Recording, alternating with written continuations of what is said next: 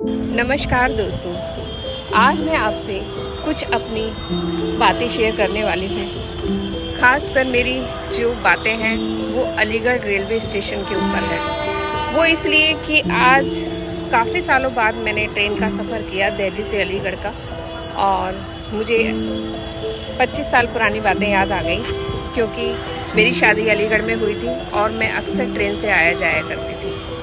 उस टाइम की ये स्टेशन की लोकेशन ऐसी नहीं थी। स्टेशन बहुत ही छोटा था, 2 ही प्लेटफॉर्म थे और यहाँ पर सारी जो थी काफ़ी कुछ भी नहीं था। ये सब जो आप देख रहे हो ना, पार्किंग वगैरह, ये ऐसा कुछ भी नहीं था। यहाँ पर बड़ा सा गोदाम सा हुआ करता था, मालगाड़ी से सामान उतरा करता था। और अब तो इस स्टेशन को देखकर मेरी आंखें खुली ही रह गई। इतना सुंदर और बड़ा रेलवे स्टेशन बन चुका है, बिल्कुल साफ सुथरा। ये मेरे पीछे जो आप देख रहे हो, ये सारा नया बना है और लिफ्ट बन गई है, एक्सीलेटर बन गए हैं।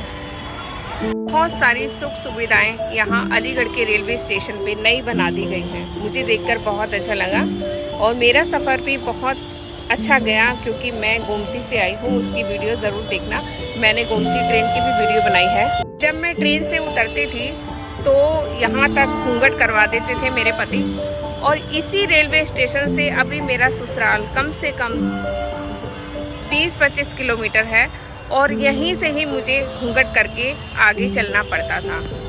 तो कैसा दृश्य था वो मैं आपको बताती हूँ कि मोटी सी साड़ी होती थी, यहाँ तक का घूंघट होता था, और आगे आगे मेरे पति चलते थे, और उस घूंघट के थोड़े से ज़मीन के हिस्से से मैं उनके सिर्फ पैरों को देखा करती थी, उनके जूतों को देखा करती थी, और उनके पीछे चलती रहती थी।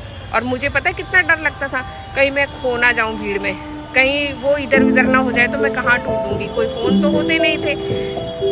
क्या बताऊँ मैं आपको। अलीगढ़ के रेलवे स्टेशन से काफ़ी दूर पड़ता है मेरा ससुराल, लोधा से आगे लोहर्रा गांव में, और कई किलोमीटर दूरी से ही ट्रेन से उतरते ही यहाँ तक का घूंघट कर और ऐसे हाथों से पल्लू पकड़कर अपने पति के पैरों को देखती हुई चलती थी, उनके पीछे पीछे उनके जूते पहचानती हुई।